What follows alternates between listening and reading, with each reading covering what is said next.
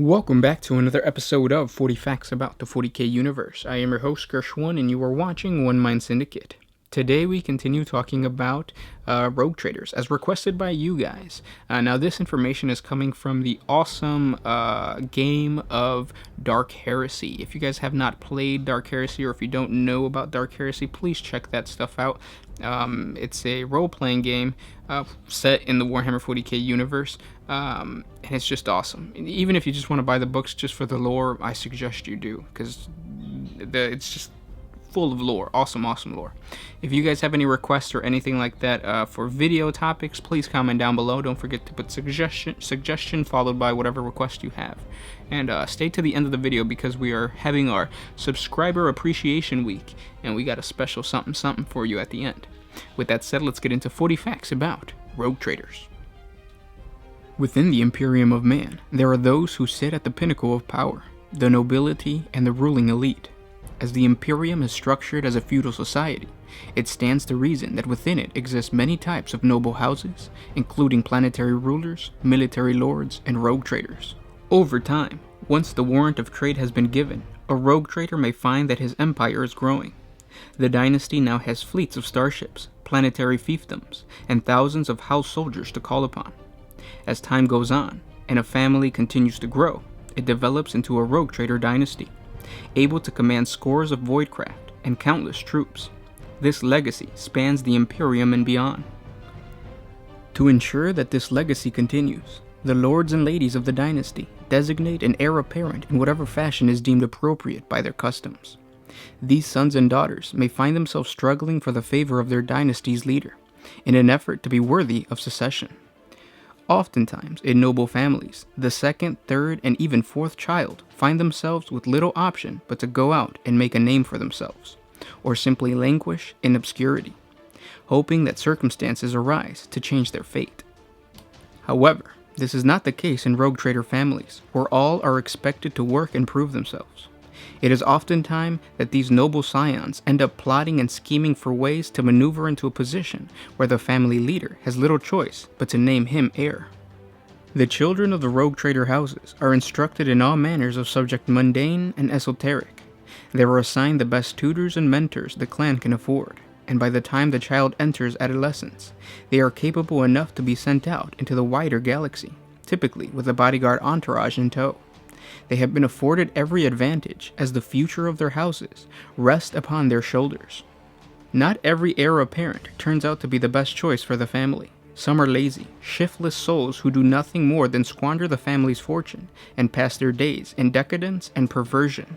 In such cases, the leaders of these dynasties often select more than one heir to the throne. It is a gamble they make to ensure that at least one of them survives to continue the dynasty. Rogue trader heirs are often assigned one of the family's void ships under the command of one of their most capable captains, or a family scion that has more days behind him than ahead. They are then given an allowance and sent to learn about the unforgiving galaxy. If along the way they make gains for the house, so much the better.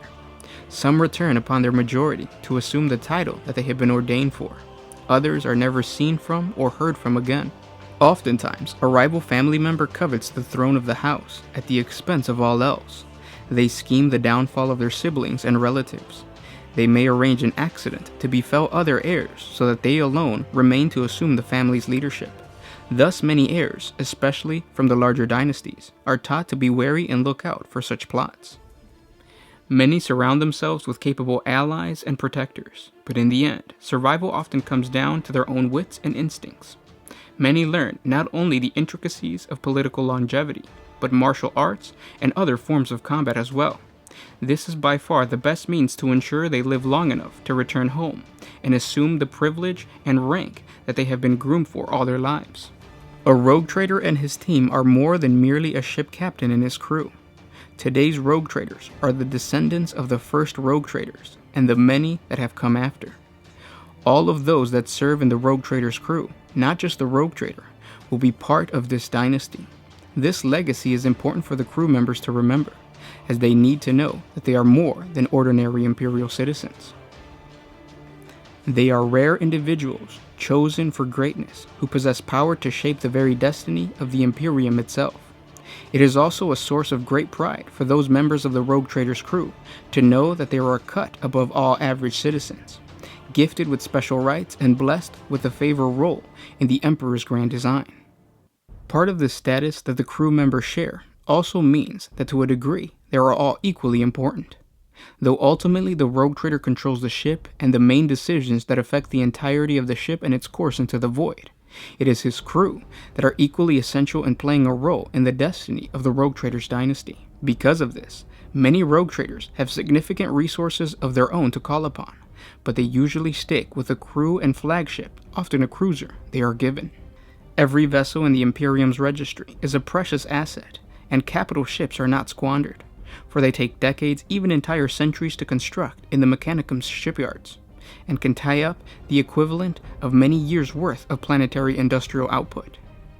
Nonetheless, the appointment of a Rogue Trader is an event of great importance, and the Imperial authorities would not, or not often anyways, wish a new recipient of the warrant to fall to pirate attacks the instant he or she sets out. The Imperium expects great things from its Rogue Traders, and will often make every effort to ensure that they are equipped for the dangerous mission they will face.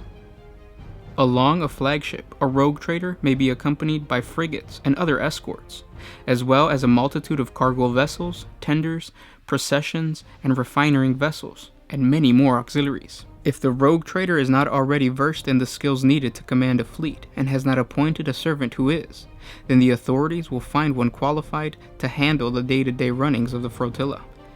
Most Rogue Traders are the sort of people who want to take total personal command of their fleets, and will soon learn the skills needed to do so. Those who do not tend not to live very long in the perilous regions of the galaxy, beyond the fringes of Imperial rule. Other significant assets gifted to the Rogue Traders may include ground troops. Entire Imperial Guard regiments may be second to them, along with all the auxiliary support units needed to maintain them and advisors to aid in their use and deployment. Though such gifts are considered temporary attachments, in reality it is likely to prove permanent. Rogue Traders are expected to meet any threat that waits in the dark, and the Imperial Guard is often at the sharp end of such conflicts, and so unlikely to be returned to service elsewhere, even if the soldier survives such service. Some Rogue Traders issue their own troop uniforms of their own design. In addition to military forces, a Rogue Trader may be provided with a vast army of bureaucrats, administrators, clerks, artisans, and advisors drawn from the ranks of the administratum. These are intended to serve the needs of the administrating of any worlds conquered in the course of the fleet's travel.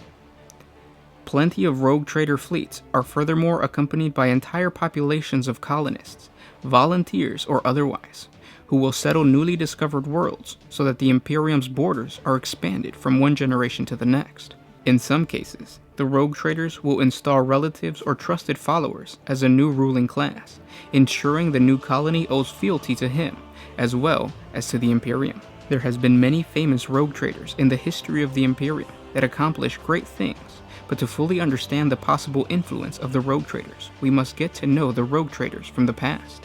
The Rogue Trader Madame Charlebelle is the daughter of the infamous Lord Captain Armelin, whose fortunes were dashed when an orc invasion overwhelmed his clan's home system of Adrani Spinward. Armelin threw himself and the fortunes of his house into the war effort, knowing that if he did not, the bulk of his interest would be lost and centuries of tradition and honor defiled. Armelin committed his entire fleet to the effort, rushing an endless stream of reinforcements and material to the defense. Unfortunately, Armelin's actions were as rash as honorable, and all except a handful of his vessels were destroyed as the orc fleet crushed the system's defenses. House of Armelin was left with a single warp-capable transport, the Grace of Sofa, and a dozen or so inter-system vessels. The clan's fortunes crumbled, and Armelin was forced to divest himself of what resources remained outside of the Adrani Spinward. His health and sanity failed him. Armelin retreated to his last sanctity, where he quietly sunk into a drug-fueled fantasy world. The only hope of House Armelin lies with the last remaining scion, Madame Charlebelle. A striking and determined woman, Charlebelle seeks to maintain the deception that her clan is still strong. She does this by projecting a thoroughly convincing illusion of wealth and sophistication. However, her resources are now running dangerously low. In appearance, Madame Charlebel is very sophisticated. She is well versed in proper manners and traditions, yet she is no willowy daughter of privilege despite appearance, and long ago learned how to get things done for herself. To this end, she has mastered, somewhat unusually for one of her station, the deadly Eldar weapon known as the Harlequin's Kiss. Many a rival have fallen to his deadly touch after underestimating the wielder. Striking out on her own aboard the Grace of Sofa, Madame Charlebel has come to the Cornus Expanse to seek some remedy to the dire straits of her house. Unable to draw upon the resources of other rogue traders, she has employed the service of a large band of Kroot mercenaries to aid her in whatever travails her. Nach Amaradi is the 12th person to hold the warrant of trade for the House Amaradi, which was issued less than a century ago.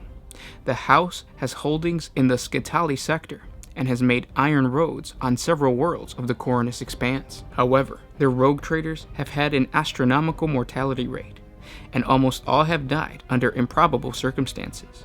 After holding the warrant for 6 years, Nach Amaradi became the most experienced rogue trader in his house for 25 years. A committed expansionist of the Imperium, in his brief time as a warrant holder, Nash has focused his house's efforts on establishing human colonies within the Expanse.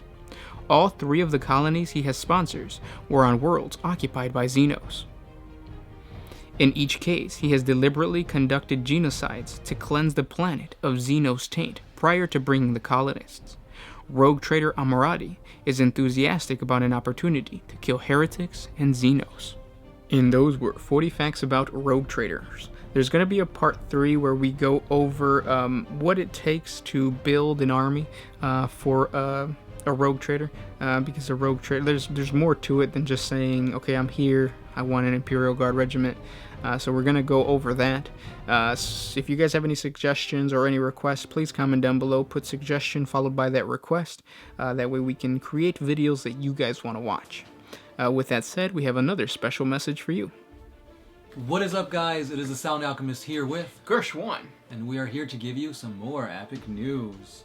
We are doing our subscriber appreciation giveaway this week, just because the Ultramarine Primarch Guilliman is back, so you need some swag to beef up your Ultramarine army.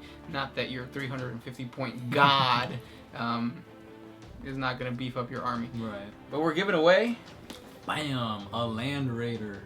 Redeemer or Crusader. So you guys can decide which way you want to arm this beast. But unfortunately, Guilliman cannot ride on it, but you guys can. Yes, throw some Terminators in there or what have you, and you will be the envy of all your friends. Well, not the guy who has the Guilliman model.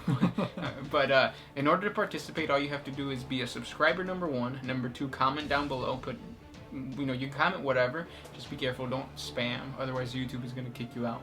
And number 3, like this video. It's really important that you like this video. That's right. It's as easy as that, and the winner will be chosen 1 week from today. So good luck.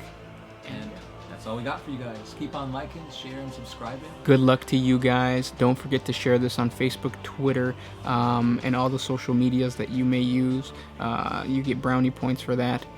And thanks, guys. Thank you so much for being subscribers. Thank you for tuning in every single day to listen to us read the lore to you guys. It is awesome. Because of you guys, we can invest into our own lore and, you know, come up with different things for the future and, you know, creepypastas and whatnot. With that said, I'll see you guys tomorrow. This was Gershwan with One Mind Syndicate, signing out.